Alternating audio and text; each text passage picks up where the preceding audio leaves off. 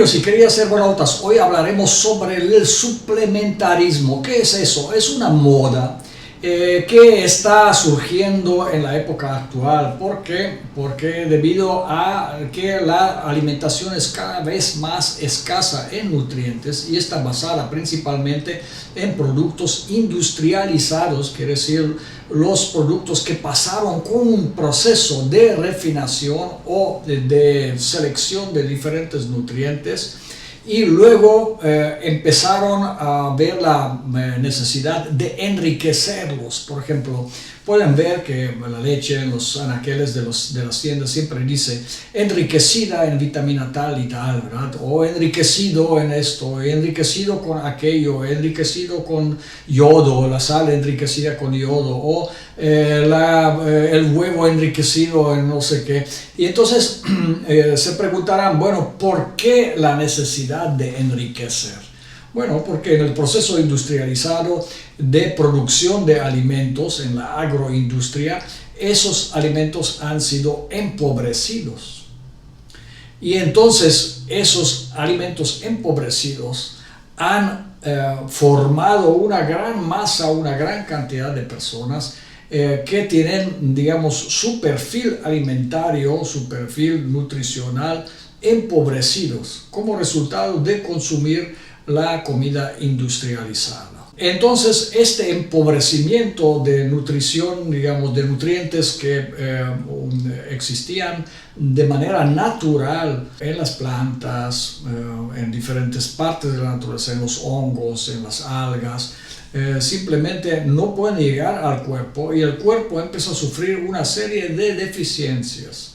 Por ejemplo, las deficiencias de vitamina B, vitamina C y algunas otras sustancias importantes para la vida sana.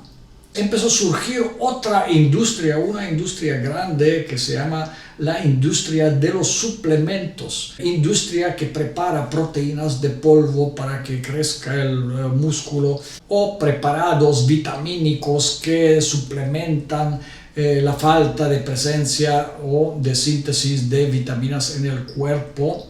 Y cuando decimos síntesis de vitaminas en cuerpo, desde luego va a saltar alguien y va a decir, es que las vitaminas no se pueden sintetizar en el cuerpo porque el cuerpo humano no tiene la capacidad de sintetizar algunas vitaminas. Por ejemplo, vitamina B12 no se puede sintetizar en el cuerpo porque el cuerpo humano no tiene esta capacidad. Y esa es una media verdad. ¿Cuál es la verdad completa? La verdad completa es que algunos alimentos, por ejemplo, la alga spirulina o algunos hongos, pueden contener pequeñas partes, pequeñas cantidades de vitamina B12, pero también hay otra realidad muy importante. Ciertas bacterias presentes en el intestino delgado pueden producir diferentes tipos de vitaminas.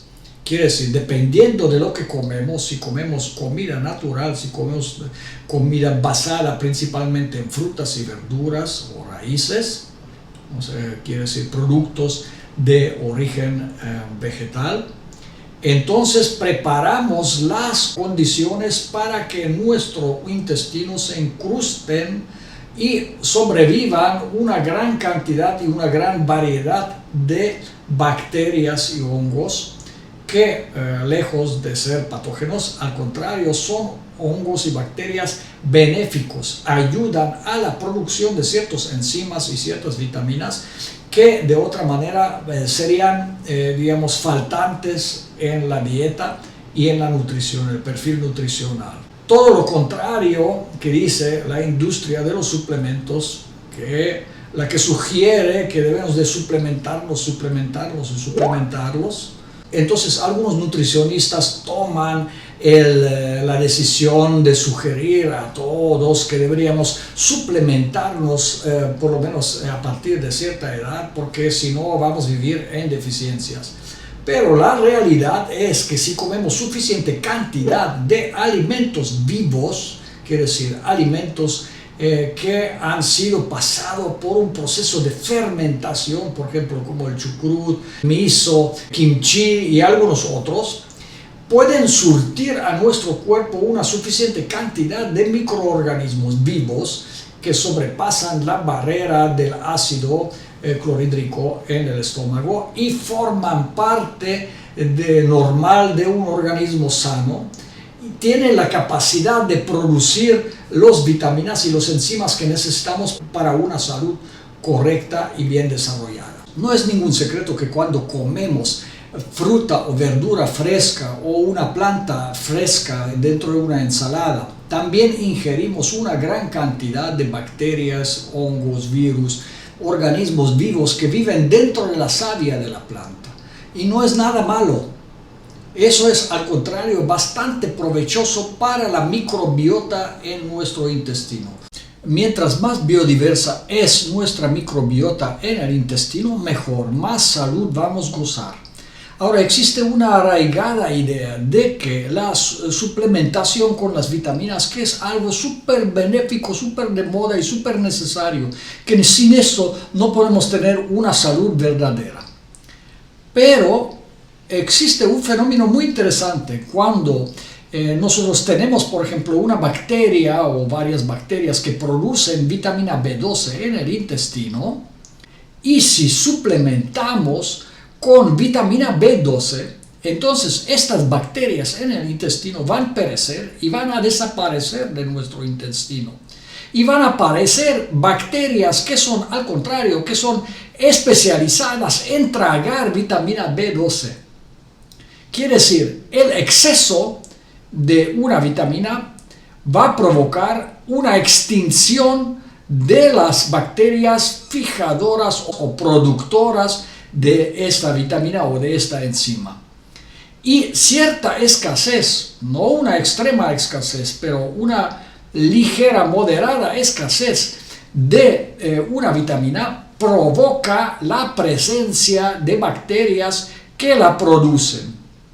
De esta manera, las personas que se empecinan en suplementarse, aunque no tengan nada, porque solamente es de moda o alguien les dijo que sería muy benéfico para su salud, no hacen muy bien, porque finalmente van a eliminar las partes vivas del intestino que están dedicadas a fijar y promover y producir estas sustancias benéficas para el organismo, debido a que la fuente externa, quiere decir la vitaminación, suplementó esta necesidad. Algo similar sucede cuando las personas tienen una baja función de páncreas y entonces enseguida son suplementados con insulina.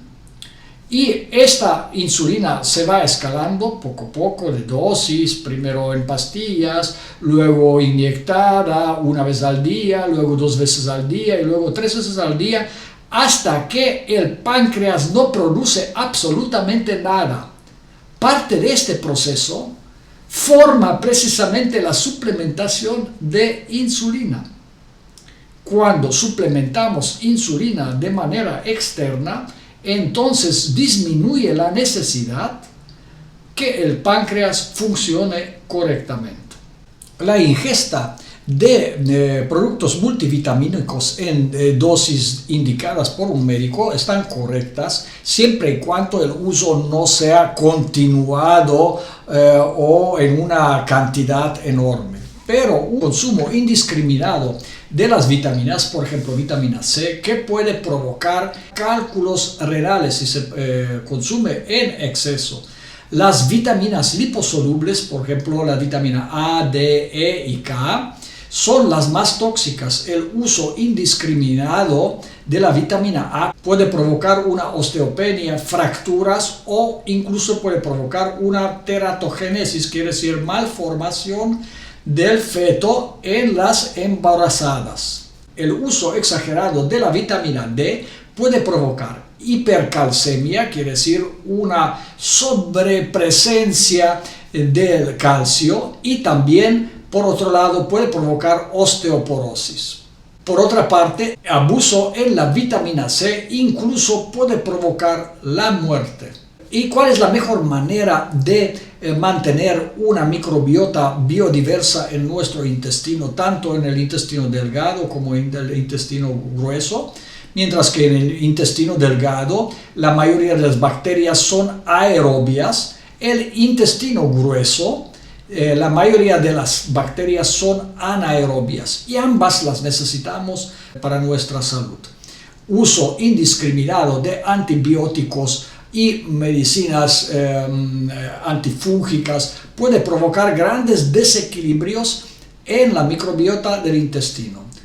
La mejor manera de allegarse las vitaminas necesarias para nuestra salud es, en primer lugar, consumir mayormente fruta y verdura en forma fresca, no cocinados, no guisados, y también consumir una buena cantidad de probióticos. Son sustancias que contienen organismos vivos que complementan el perfil microbiano en nuestro intestino y aseguran que estos microorganismos trabajen para nuestra salud. En lugar de adoptar las modas así como vienen, deben pensar un poquito y quizás pueden descubrir que lo natural es siempre o casi siempre lo mejor.